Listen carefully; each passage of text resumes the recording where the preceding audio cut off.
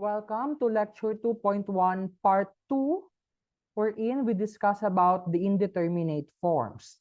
Some limits may not exist, and if the evaluated limit takes any of the following forms, 0 over 0, infinity over infinity, infinity minus infinity, 0 raised to 0, 1 raised to infinity, or infinity raised to 0, such form is called indeterminate form. We will discuss this further in lecture 5, but we shall discuss the forms 0 over 0 and infinity over infinity here in lecture 2, wherein we will attempt to use algebraic manipulation in evaluating the limit. Always remember that infinity is not a number, but just a representation or a concept of the existence of a very large number.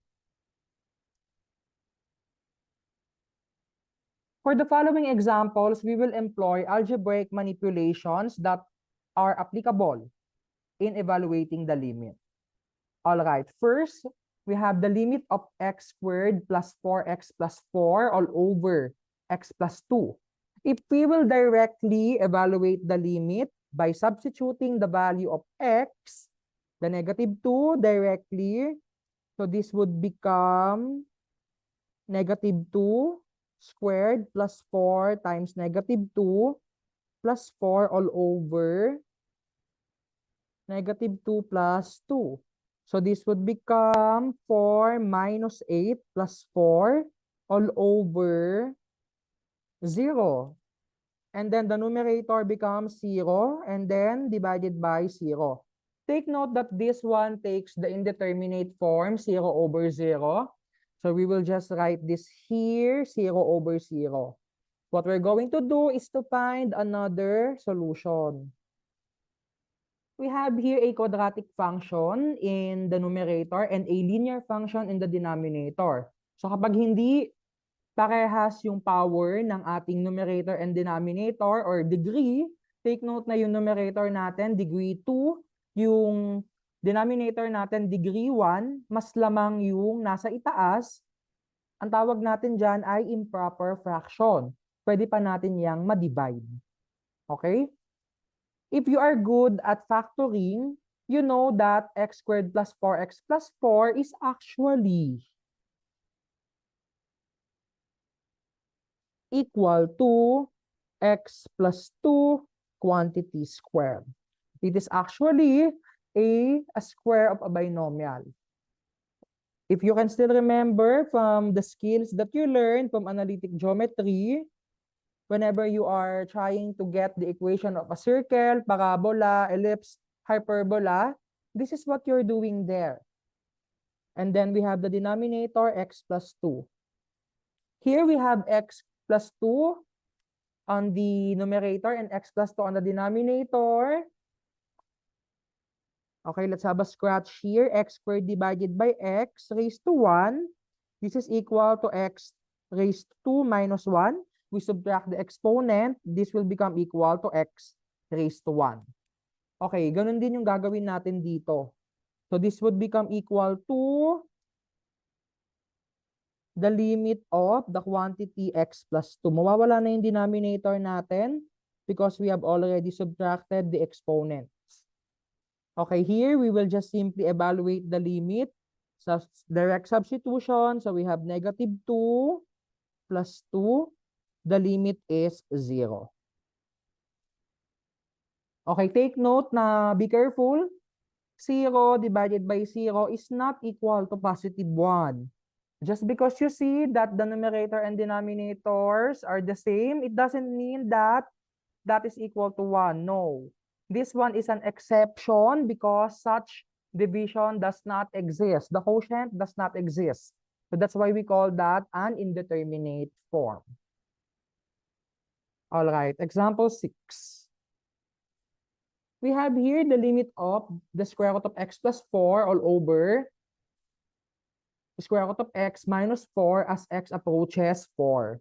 If we will perform direct substitution here, take note na kapag nag-substitute na tayo, nawawala na yung lim na operator. So we have this. Okay, we have 2 plus 4 all over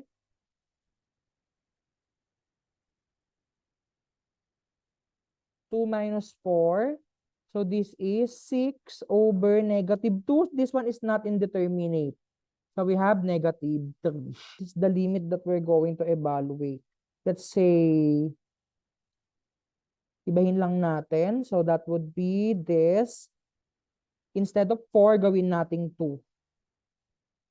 Okay, kapag ito na yung nangyari, ang kalalabasan ay 4 over 0.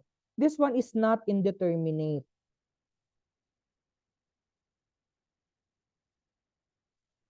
But just undefined. Okay, pero baka magawan natin ng paraan. Let's see. So what we're going to do here is to apply the following. Recall from algebra, a plus b times the quantity a minus b is equal to a squared minus b squared. Okay. Suppose that, lagyan natin ng square root yung ating a at saka yung b. O kahit yung a na lang. Okay, what would happen? So, ang mangyayari niyan, magkakaroon tayo ng square root dito. Okay? And ang mangyayari, this will become equal to a minus b squared. Ganyan yung gagawin natin dito. Kailangan mawala yung square root sa ilalim. We will rationalize our given. So what are we going to do? We are going to multiply the conjugate. Kapag sinabi natin conjugate, halimbawa ito yung original or principal, plus ito na yung kanyang conjugate. Pag sinabing conjugate, kabaliktaran yung sign sa gitna. Okay, halimbawa, x plus 1. Ang conjugate nito ay x minus 1. Okay? Now, we are going to multiply the entire fraction by square root of x plus 2 all over square root of x plus 2. Kailangan mawala yung square root sa denominator para hindi na maging undefined. Okay. Quantity square all over, we have here, ito, be careful, i-apply lang natin to. So this one will become x minus 4. Okay? Pwede nyo yung i-FOIL method, kaya na mahihirapan lang kayo, but it's important that you know this technique, the difference of two squares. Okay? Special product. Okay. So what are we going to do? Evaluate natin. So 2 plus 2 quantity square all over 0. So this is 16 over 0. So this, the limit does not exist. Okay? We tried to manipulate the given algebraically, however, it doesn't exist. DNE stands for does not exist. All right, example 7. We have to prove the limit of 16 minus p all over the square root of p minus 4 as p approaches 16 is equal to -8. Take note na magpo-prove tayo. So, ibig sabihin, we're just going to operate on either which side of the equation. Pwede ding sabay. Basta kung alin yung kailangan. Dito, yung -8, wala na tayong kailangan gawin dyan. Yung nasa kabila, yung kailangan lang natin. So, we have to see kung itong limit nga na ito ay equal sa -8. Okay, so this will be 16 minus 16 all over 16 minus 4. So this is equal to 0 over 0. Indeterminate. Okay. Anong gagawin natin? Gagawin natin yung ginawa natin kanina. We are going to multiply by the conjugate of the denominator. That involves the radical. Okay. Okay, tapos sa kabila, nandun pa din yung ating equals -8. Dahil meron na tayong equal sign dyan, hindi nyo na kailangan maglagay dito. That would be incorrect. Okay. So this becomes the limit of, do not substitute yet. This becomes the quantity 16 minus p multiplied to square root of p plus 4 quantity. And then sa ilalim, magiging p minus 16. Okay, equals negative 8. Okay, what we're going to do is to perform some manipulation. Makikita nyo na meron tayong 16 minus p sa taas and p minus 16 sa ilalim. Okay, tarang ano lang yan, x minus y at saka y minus x. Etong y minus x, pwede nating i-rearrange, gawin nating negative x plus y. Tapos, pwede nating ilabas yung negative. Paano natin ilalabas yung negative? We have here this one times the quantity x, okay, minus y. Para kapag distribute natin yung negative dito, babalik ka dito sa original expression. Ganun yung gagawin natin dito. We are going to manipulate, pwedeng si 16 minus p or si p minus 16 para mag-cancel sila. Okay, in this case, ang galawin natin ay yung nasa numerator.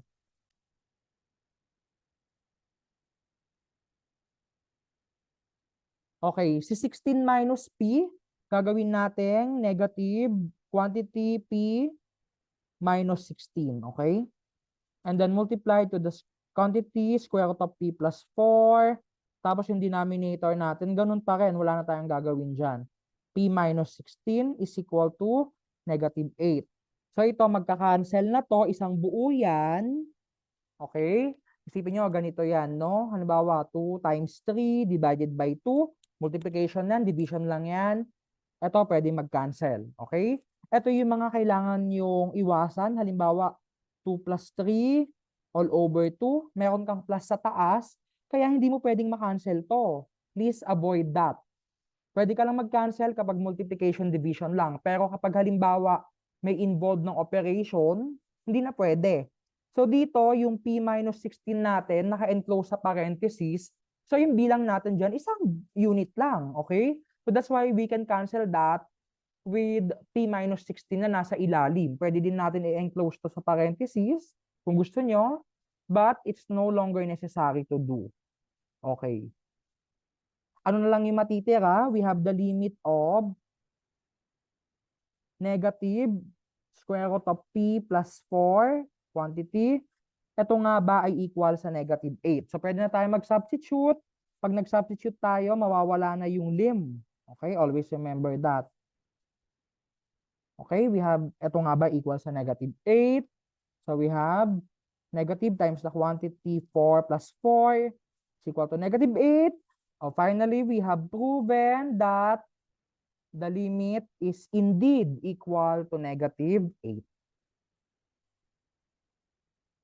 Last example, we have here the limit of b cubed minus 6b squared plus 12b minus 8 all over b minus 2. Ito nga ba ay equal sa 0? Dito, kahit hindi mo na yun i-substitute sa numerator, makikita mo na yung denominator magiging undefined agad. Magsi-0. Kasi pag sinubstitute mo yung 2, here magsi-0, undefined. Okay?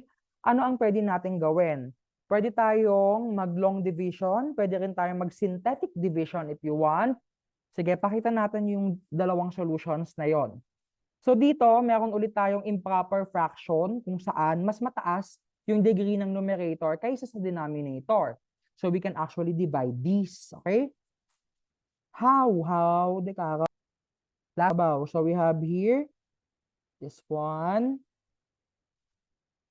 Okay, v cubed minus 6v squared plus 12v minus 8. Paano tayo nagdi-divide? First term divided by first term. V cubed divided by v, that is v squared. Okay, and then multiply mo to dito. So v cubed minus 2v squared. And then minus, okay, negative 4v squared plus 12v. Pwede na natin i-bring down yon. Again, first term divided by first term, negative 4v squared divided by v. So that would be minus 4v. Okay, and then multiply it to the divisor. We have negative 4v squared plus 8v. Be careful. And then minus. All right, next we have 12 minus 8. That would be 4v. 4v minus 8. 4v divided by v, that would be 4. Okay, 4 times v 4b, and then times negative 2, we have minus 8. So here we have 0 remainder. Okay? So this one would become equal to this. Let us now write the quotient. So we have b squared minus 4b plus 4. Wala na tayong denominator. Okay, substitute. So 2 squared minus 4 times 2 plus 4 is equal to 0. So we have here 4 minus 8 plus 4 is equal to 0. 0 is equal to 0. So we have proven the following limit. Sa synthetic division, kukunin lang natin ito. Okay? We will assume that b minus 2 is equal to 0. So b is equal to positive 2. Itong 2 na to, it is the root of the equation kung 0 yung remainder natin. Okay. Ganito yung gagawin natin doon, if you can still remember. So whichever you see na mas madali sa inyo, always choose that, okay? Pag hindi kayo sure, wag nyo nang tanghain. And then we will write the following coefficients in descending power. 1, negative 6, 12, and negative 8. Okay. Bring down 1. 1 times 2, 2. Negative 6 plus 2, negative 4. Negative 4 times 2, negative 8. Negative 12 plus negative 8, positive 4. 4 times 2, 8.